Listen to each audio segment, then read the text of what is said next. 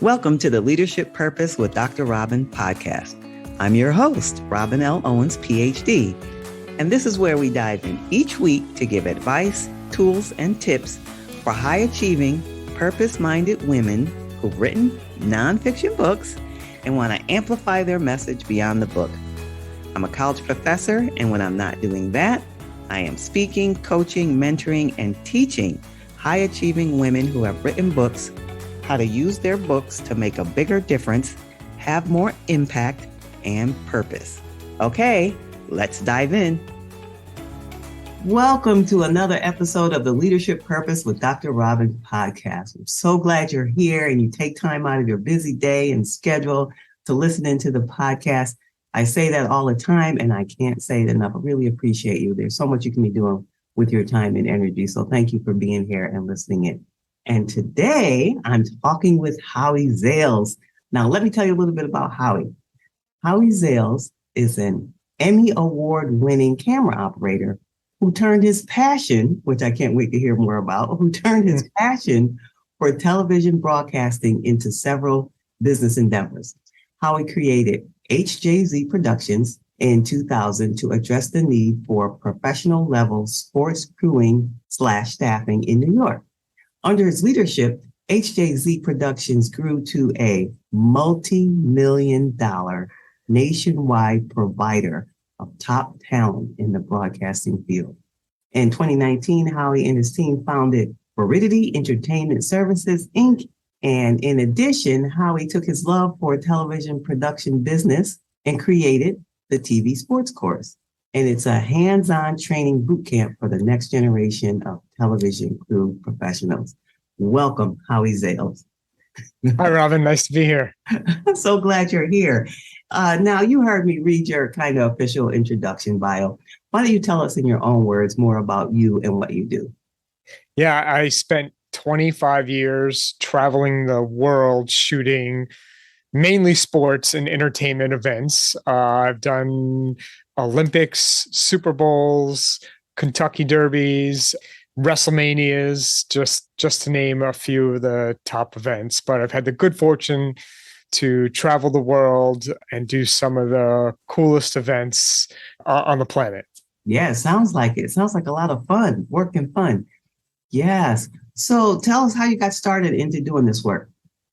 I knew in high school what I wanted to do. I was in 11th grade and I needed one elective, and I saw the course description and it was a trip to New York. I lived near New York City. It was a trip to the city, to NBC studios, and to watch a TV show being taped and a tour of NBC studios. I'm like, how bad can that be, right?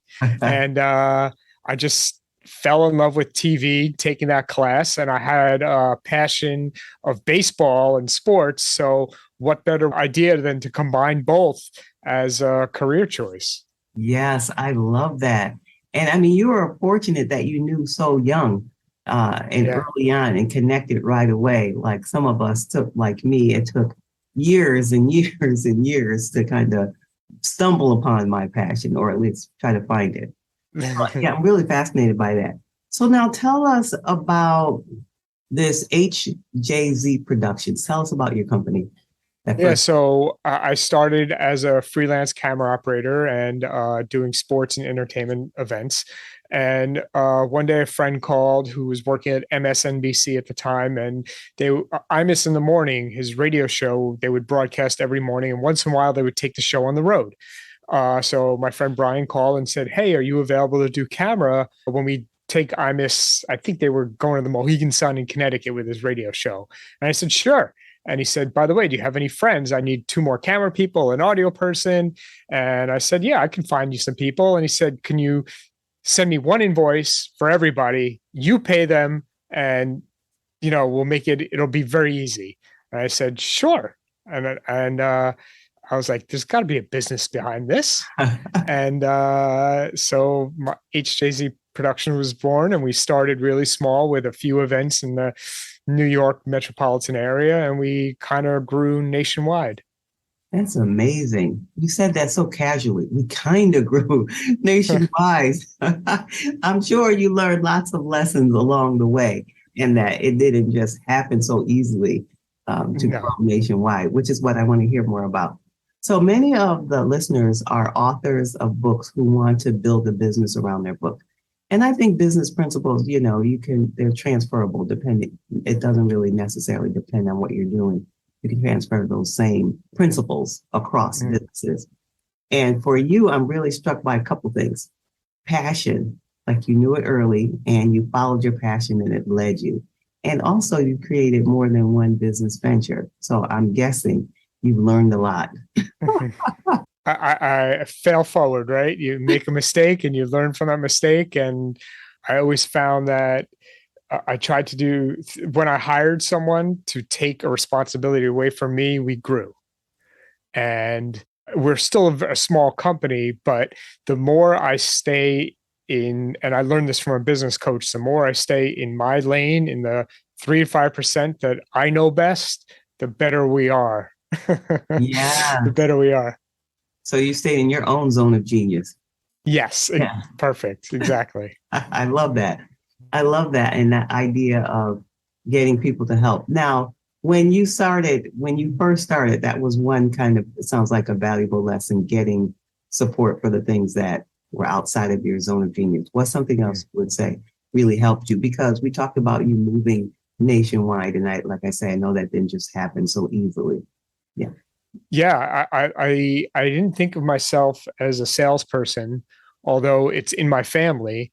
And I really, once I made that mindset that everything is a sale and without being salesy and how to do it, I became very comfortable at it. And, I kind of learned how to do that, how to sell myself, how to sell our business, and why a client should choose us over someone else, whether they're bigger or smaller. Yes. What would you say is a key to share without sounding salesy? Yeah. So we're a small business. If you have a billing question, you call Lori. If you have a HR question, you call Jenny. If you have a hiring or a crewing or a skill question about someone, it's me. And I deal with the clients in terms of sales and things like that. So we're a small business, but we answer the phone when it rings or emails when they come in, and we're very client attentive. Yeah, so I can see how that would make you stand out and how it would draw people to your company versus others. Yeah. So you kind of picked out the zone of genius of the business and shared. Yes. Exactly. Yeah. So this has been ongoing. Tell us about the newer company that you found, Viridity Entertainment. Yes, Viridity. Viridity is a cool story behind the name. We were going to start a new business and we were looking for a name. And I was at a mastermind and they were talking about how when things go really well in business or in life, you're in the blue zone or the zone of blue, right? And then if your things go really, really bad, you're in the red zone if you react negatively quickly. But if you kind of stay even keeled, good or bad, you're in the green, in the middle. And that's my personality. No matter what happens, I'm kind of in the middle. And so we were looking for the word that meant green, and we didn't want it to be associated with money and sound obnoxious. And we went through the thesaurus and we came up with the word Viridity and then tied that to entertainment services, VES, and it kind of just flowed. Oh, and so what's the difference between the two companies? The Production. Good question. HJZ Productions deals with TV crews for sporting and entertainment events, union crews around the country. Viridity, VES, deals with primarily live stream events, whether it's live stream sporting events, corporate meetings and events, influencers, shopping. We do live stream shopping, sporting events, and anything that's basically live streamed. Okay, that makes a lot of sense. So you almost expanded. Yeah. Expanded. And it sounds like each time you're still following your passion. Yes. What was that intentional, or did you say I'm only going to do work and business in alignment with my passion, or did you just kind of? Well, the live stream business was totally by accident. It happened during the pandemic. everyone had all this downtime, and I knew that live streaming was there because of what I do for a living. But the technology and the use of it was 5 years down the road. And all of a sudden, the need for cloud-based production was sped up. And so I did all the research I could possibly do. And I met by accident someone that was really tied into the live stream and technology business. And I asked him if he could help me set up the temple that I belonged to, because they were going to need to live stream their services because of COVID. So we're setting, I helped the temple, and we invested in some cameras and some equipment, and we did everything that needed to get done. And as I'm setting up in the temple, I'm like, there's got to be a business behind this. How can I turn this into a business, right? And literally, as I'm in the temple setting up, my phone rings, and it's a client that says they need to do 9 separate interviews of 9 Major League Baseball players in 9 separate cities in 9 separate weeks. And the only caveat is the interviewer cannot leave her house. And he said, "Can you do that?" And I said, "Absolutely." I called my wife. I'm like, "Jenny," and I told her exactly what I just told you. I said, "I have no freaking idea how we're going to do this," but I said yes. So we got to figure it out. And it sounds like you figured it out. And we figured it out with the help of people that are way smarter than I am. Yeah. Would you say that's the key of figuring it out? Yeah, always surround yourself with people smarter than you are. If I always say, if I'm the smartest person in the room, then there's a problem. And I read that you follow your gut instinct. Is there another case in your business life where you followed your gut instinct and it worked out for you? Yeah, it happens in hiring and in firing. It happened when I got involved in this live stream business. I was telling a story of when I met this guy, Jamie, who really introduced me to the live stream world.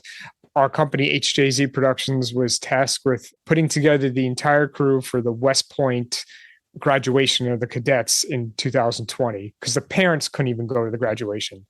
So we hired everybody from the director on down, and the director said he needed to have his technical director there.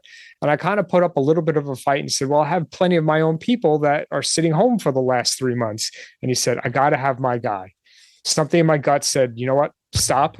There's a reason why the universe is telling you to go with what Patrick wants. Hire his person. There's a reason. So I went with my gut feeling, my gut instinct. And it was this guy, Jamie, who kind of dumped all this knowledge on me about the live stream business and world, and kind of helped set me up to be successful. That's amazing. I love that. I love that. Yeah. And so I mentioned to you before that a lot of the listeners here for the podcast are authors who are either starting a business or building a business based around their book. So basically, they're just trying to grow in their business. I mean, you already gave us some gems. But what would be some word of advice you would give to someone who's doing business or is really wanting to grow in their business? Yeah, well, during the pandemic, I wrote a manual. It's more of a manual, basically, but a book about how to get into the television sports broadcasting business. And with that manual is a course. And I, with the help of, again, people smarter than I am, we designed this course and the manual to go together. And we came up with a 2-day boot camp. And the first day is where we introduce new people into the business, how the business works, who the clients are, how to talk to people on the phone, how to, send an email and what to say. And then the second day, we bring in all this equipment and teach them how to use the equipment. And then we developed a process of how to keep the coaching going after the 2 days. And to answer your question further, I developed a podcast that we're launching called TV Crew Talk, where we're going to talk to people that have been in the business for 20-something years to get the younger people excited about the business and to help drive people from the podcast to the course. Yes, that sounds fascinating, especially when you say podcast. I just perked right up because of podcasts. I'm a fan of podcasts. That's wonderful. And I'm sure there are principles that you learned across that will translate across the board. but so far you shared with us about following your passion, the importance of staying in your zone of genius, and following your gut instinct. So for everybody who's listening, those are some gems. Now, this podcast is called Leadership Purpose. Do you think it's important to have a sense of purpose in your work? And if so, why or why not? Yeah, absolutely. Because if you don't have something that drives you to be successful, you're not going to be. You need to have a purpose, and purpose it should be successful. And it doesn't have to be monetary success. If it's a non-for-profit or if it's helping others, whatever it is that you do, you want to be successful at it, so you get the outcome that you want. Yes, yes. And I wholeheartedly agree. Well, Howie, you have so much pearls of wisdom. Uh, is there anything that I didn't ask you about that you'd like to share before we tell people how they can get in touch with you? No, I think this has been great. I really appreciate your time. Well, I'm so excited to have you here and to hear about the work and how you've done all this amazing business through your following your passion. All right, so tell people how they can get in touch with you if they want to hear more. Yeah, HowieZales.com, and then all of our business websites are at HowieZales.com, and our podcast as well, and on LinkedIn at Howard Zales. All right, Howie, thank you so much. So appreciate you for being here. Thank you, Robin. You too. So good, so good. All right, everyone, if you want to get in touch with me, you can find me on my website, robinlowens.com, robinlowens.com. And you can find me on your favorite social media at Robin L. Owens, PhD, Robin L. Owens, PhD. And if you happen to be an author and you want to just expand your message beyond the book and turn your book into a course, like Howie turned his business into a course, I'm happy to help you. Go on over to my free training at createmasterfulcourses.com, createmasterfulcourses.com. And you'll get my 4-part video for free, createmasterfulcourses.com. And until next time, this is Dr. Robin. Thank you for tuning in to this episode of the Leadership Purpose with Dr. Robin podcast. If you enjoyed it, head on over and rate and subscribe so you never miss an episode. New episodes drop every week, and I can't wait to hang out with you again soon. Meanwhile, this is Dr. Robin signing off. See you next time.